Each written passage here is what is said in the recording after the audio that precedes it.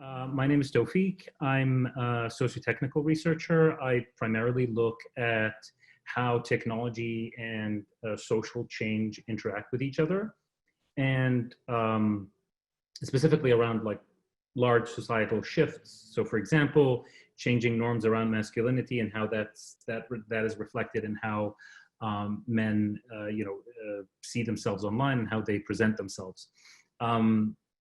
In addition to that, I look at how new technologies like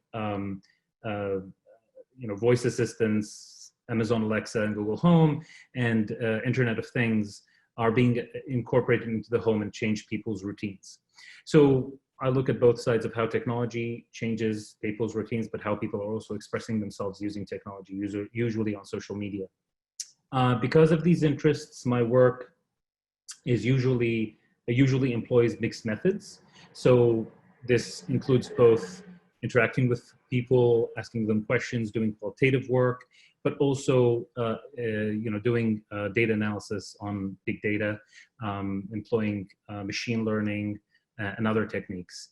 So for example, when studying voice assistants, one thing we did was collect surveys collect logs from people using voice assistants. Pro tip here, you can just ask people for their logs and apparently they'll give them to you. We analyzed them using some statistical models. And we also interviewed folks to try to better understand, what's happening at home.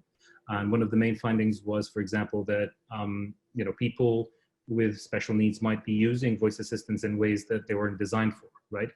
So folks with ADHD might be using them as timers, for example. The extension of this project is now looking at voice assistants and how they're used by older adults. On the other side, looking at social media, earlier work has focused on parenting, specifically how parents are talking about themselves online. Most of that work has been done on Reddit, which is pretty fascinating for most people, just figuring out that there's a parenting discussion happening on that site.